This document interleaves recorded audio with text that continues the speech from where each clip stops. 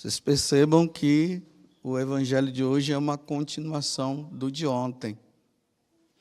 Nós estamos nessa oitava da Páscoa, meditando sobre essa presença de Jesus pós-morte, que era uma coisa que não dava para se entender, né? Lembremos que Jesus muitas vezes falou isso para os discípulos, para os apóstolos, que o Filho do Homem ia morrer, que ao terceiro dia ele iria ressuscitar. Em alguns momentos, os evangelistas mostram que eles não estavam entendendo nada do que Jesus estava falando. E agora, aí, realmente, na sexta-feira passada, Jesus morreu. E, para muitos, né, acabou. Vimos ali os discípulos de Emaús, naquele vitimismo, naquela tristeza, ele morreu mesmo e tal, e o que será da nossa vida de agora em diante? E depois Jesus aparece, aí Jesus chama a atenção deles, porque como é que eles não entenderam o que os profetas, os salmos e Moisés havia falado? E nós vimos aqui na primeira leitura, agora, Pedro e João, mostrando para as autoridades que realmente Jesus havia ressuscitado e colocando ali, falando de Moisés, no livro de Moisés falava isso, nos Salmos falava isso, nos profetas falava isso a respeito dele. E mais uma vez eles começam, né, agora a perseguir os apóstolos. E agora Jesus, assim como ontem ele apareceu para os discípulos de Emaús, hoje ele aparece para os apóstolos. Eles estavam até pensando que era um fantasma, não estavam acostumados com isso. E aí Jesus mostra, né, as chagas, vem cá, toca aqui, veja, sou eu mesmo. Tem alguma coisa para comer? Traz aí que eu como para vocês verem. Um fantasma não, na verdade ele estava dizendo isso, né, um fantasma não come. E, mais uma vez, Jesus fala o que ele falou para os discípulos de Emaús. Assim está escrito: o Cristo sofrerá e ressuscitará dos mortos ao terceiro dia. E no seu nome serão anunciados a conversão e o perdão dos pecados a todas as nações, começando por Jerusalém. E vós sereis testemunhas de tudo isso. Vamos lembrar que na segunda-feira passada, agora, quando teve ali a ressurreição de Jesus, né? Que as mulheres foram lá, aí os soldados do templo estavam ali, então eles viram realmente uma luz resplandecer, viram os anjos, foram lá, falaram para o Sinédrio. O Sinédrio foi aqueles que mandou crucificar, e eles disseram o quê? Olha, faz o seguinte, nós vamos pagar isso aqui para vocês, vocês vão dizer que nada disso aconteceu, e pode ficar tranquilo que a nossa parte nós faremos também. E ali o evangelista, que foi Lucas, terminou, agora acho que foi Lucas mesmo, terminou dizendo assim: olha, e essa notícia se espalhou em Israel. Essa mentira se espalhou. Lembremos também que os apóstolos eles foram as testemunhas fiéis de nosso Senhor. E foram eles que começaram a anunciar, como Jesus mandou aqui, até chegar aqui onde nós estamos, que Jesus ressuscitou mesmo, que Ele é o Filho de Deus, que Ele abriu as portas dos céus.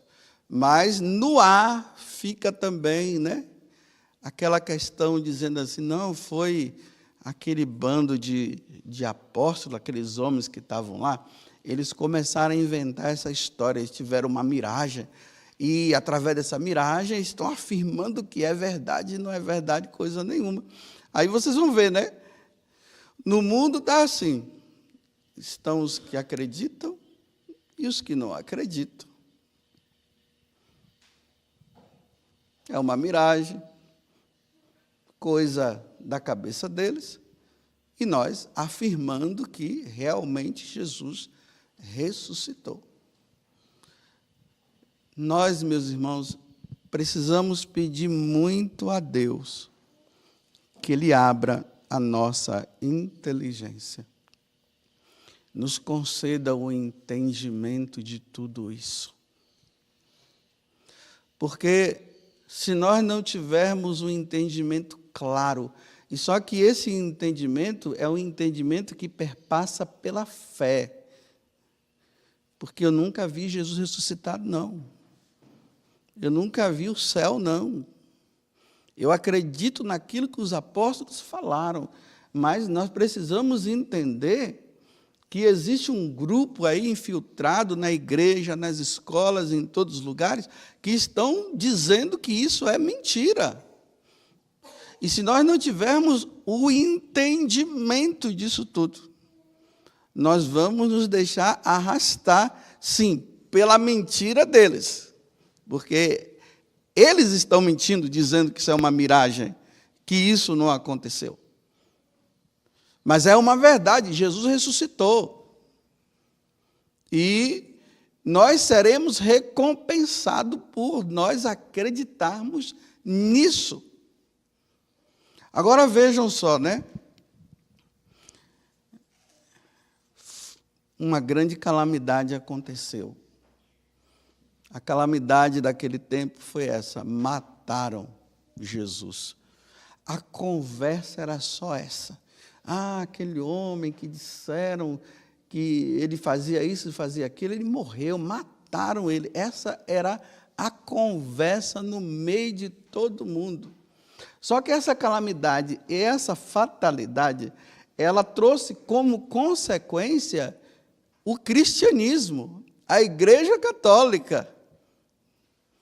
Foi um mal que veio, mas que trouxe um bem muito grande para a humanidade. Hoje, nós cremos que Jesus realmente é o Senhor. Só que hoje nós estamos vivendo também um tempo de calamidade, de fatalidade. Hoje o que se fala, o que se está na boca de todo mundo não é se Jesus ressuscitou ou não. O que está é a pandemia. A pandemia, que é uma fatalidade, ela tomou conta de todo mundo, em todos os lugares. O que se fala hoje é somente da pandemia. E quantas coisas que, os resultados de tudo isso. Mas hoje, eu refletindo, eu estava me perguntando, né? O que será da igreja pós-pandemia? Não sei se vocês já pensaram nisso. Quando acabar essa pandemia, porque vai acabar, viu? Não fiquem pensando que a pandemia vai ficar aí até... Não, ela vai acabar. Vai ter que acabar. Porque na história da humanidade, muitas pandemias aconteceram e as pandemias passaram. Só que toda vez que acontece uma fatalidade desse tipo, a nível mundial, vem as consequências de tudo isso. Eu não estou falando, nem vou falar aqui das consequências a nível civil, né? Eu estou falando o que será que vai acontecer com a igreja pós-pandemia. Bem, eu comecei a observar. As coisas estão mudando. Os ensinamentos da igreja com a pandemia estão mudando e está causando um monte de coisa na cabeça das pessoas. Porque se a igreja falava uma coisa antes, agora está falando outra. O que era proibido, agora já não é mais. Por exemplo, lá no confessionário, uma pessoa veio e disse assim: padre, eu vim me confessar porque eu quero pedir perdão a Deus porque eu fui à missa.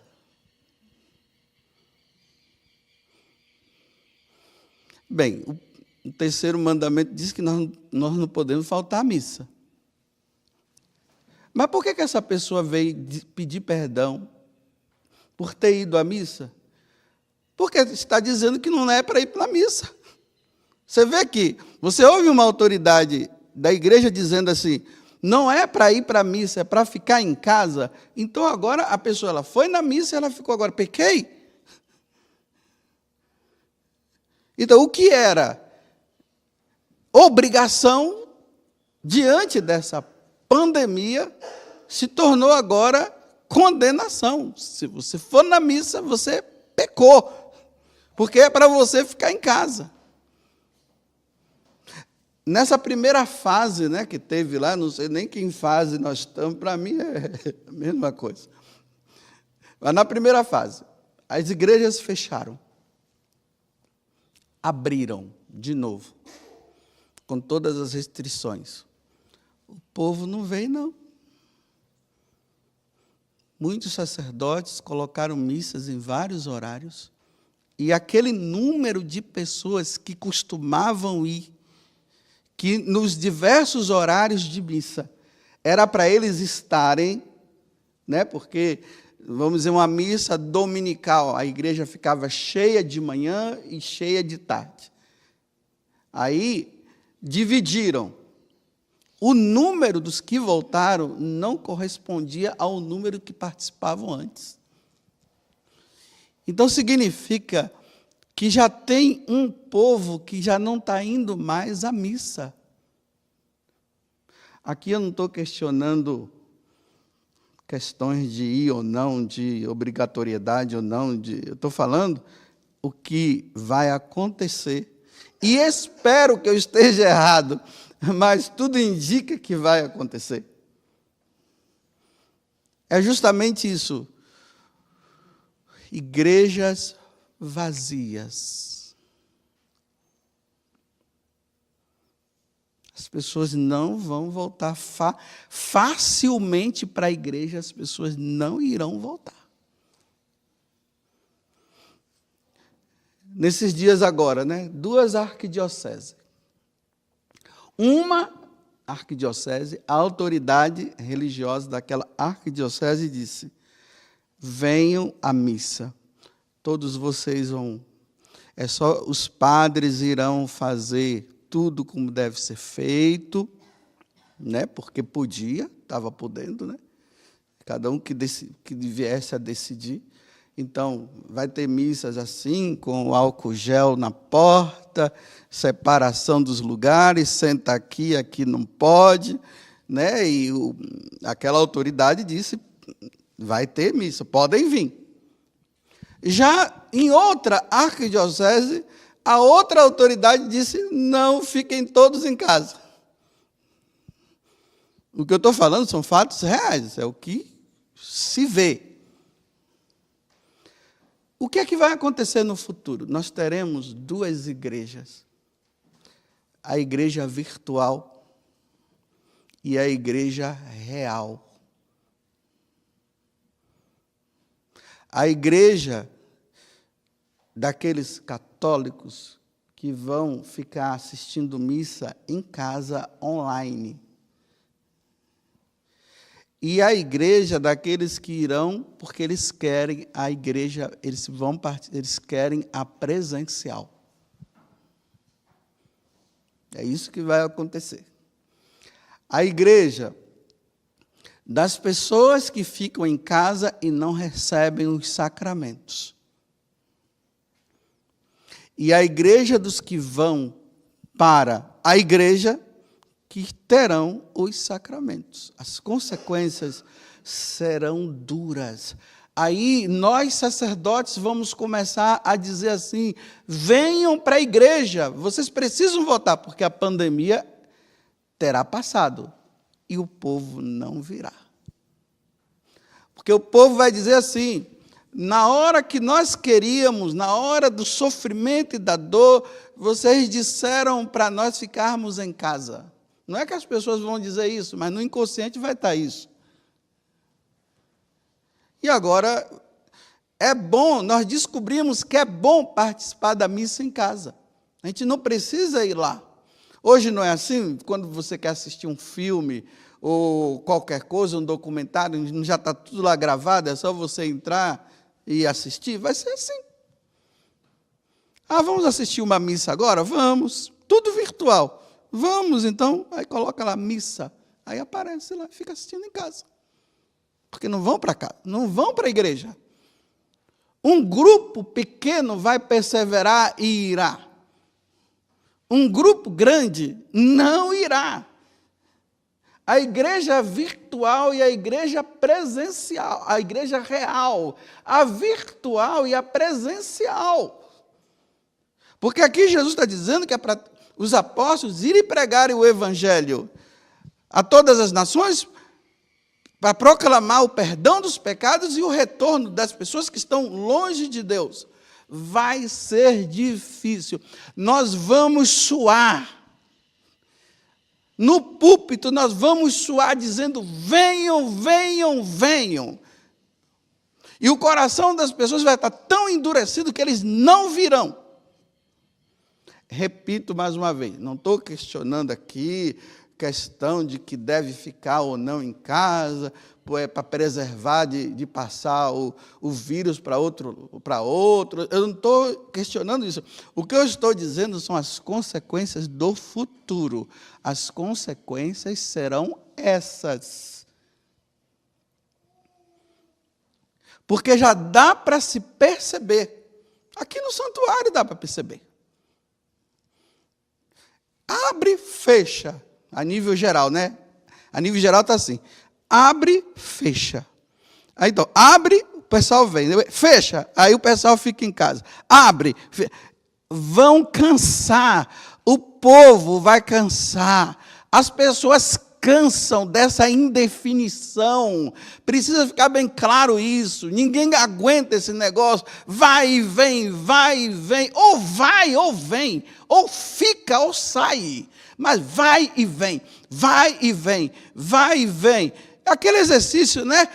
Abaixa, levanta, abaixa, levanta, abaixa, levanta. Chega um momento que a pessoa cansa.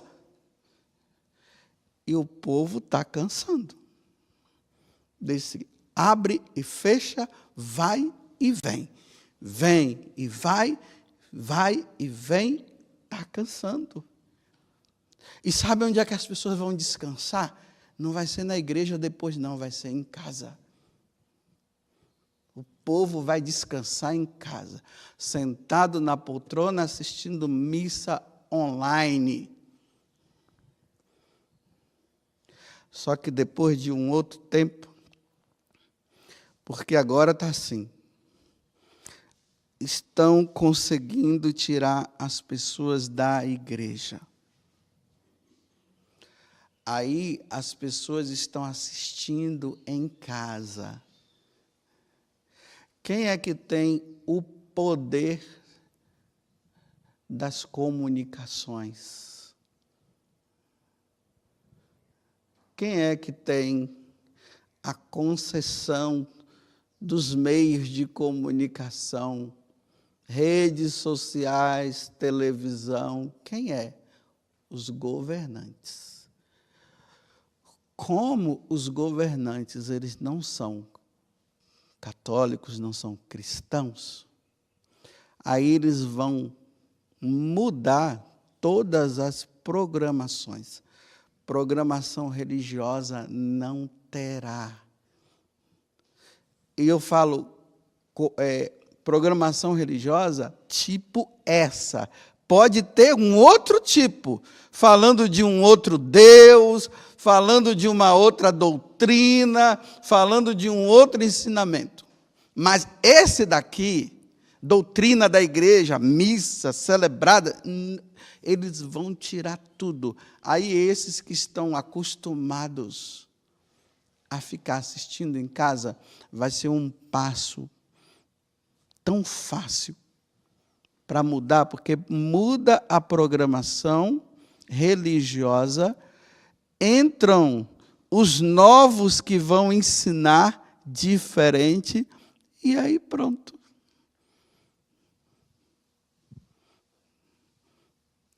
A maioria dos católicos já não serão mais católicos. Mas um outro grupo vai perseverar. E é pequeno o outro grupo. Com aqueles padres que vão celebrar missas escondidas, catequeses escondidas. Os catequistas ali fiéis vão dar catequese nas catacumbas para a gente entender melhor. Tudo na surdina para perseverar. Para aquele pequeno grupo perseverar. queira Deus que eu esteja errado. Eu estou doido para que isso que eu estou falando para você, eu esteja errado, para depois vocês fazerem gozação de mim lá na frente. E dizer assim, seu bobão, tá vendo? Ficar falando coisas, dando uma disso e daquilo. Eu quero passar por chacota. Eu quero que vocês cheguem e digam assim para mim, está vendo, Pazé, que você estava errado. Eu quero passar por essa humilhação. Eu queira a Deus que seja assim. Mas vocês observem como as coisas estão. Quando aquela pessoa veio e disse assim, eu quero pedir perdão a Deus por ter ido à missa.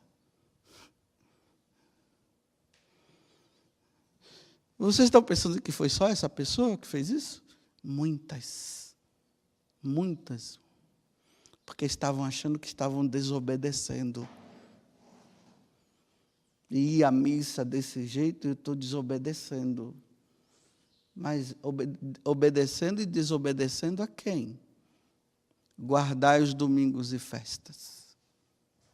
E se tem uma oportunidade de ter um padre que pode estar celebrando, como é que pode ser pecado?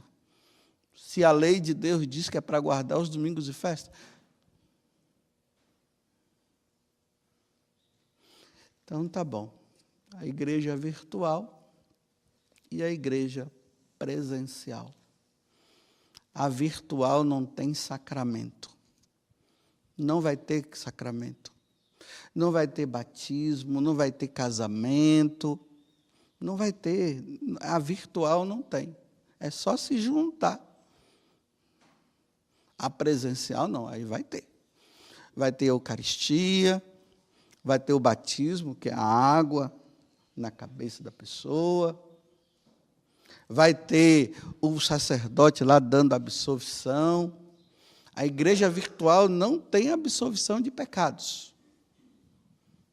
Porque para se ter absolvição de pecado, tem que estar presente diante do padre. E não vão estar presentes, porque vão estar ficando só em casa, assistindo em casa.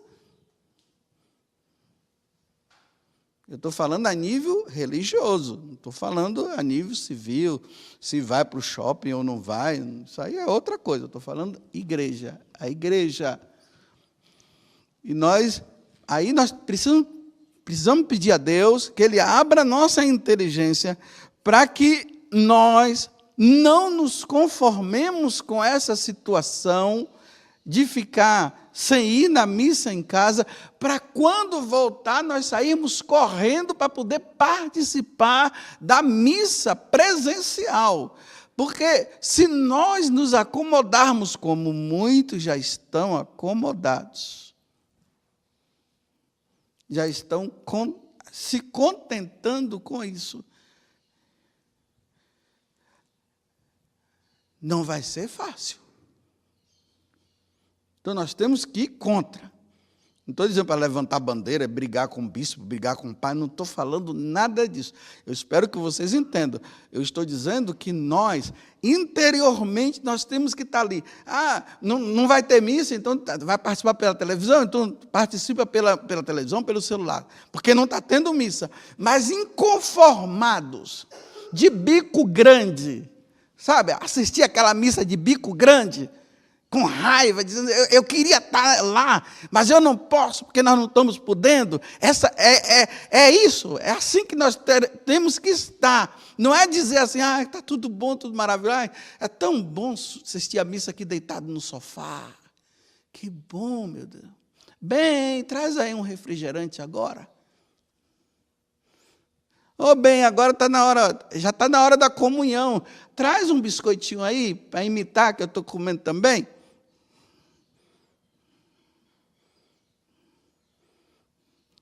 Porque realmente não está tendo. Eu repito, eu não vou questionar aqui, não estou questionando quem está certo ou quem está errado.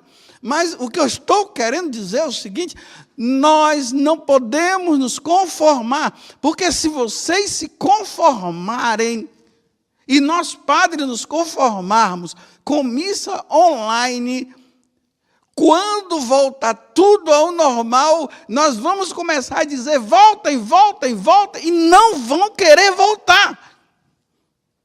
Porque já não estão querendo.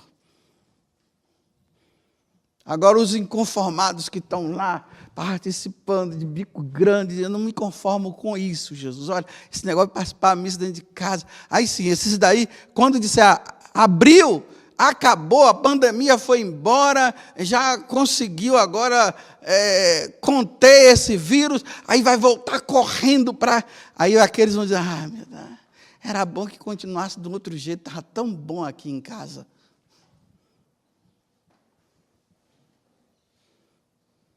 Louvado seja nosso Senhor Jesus Cristo.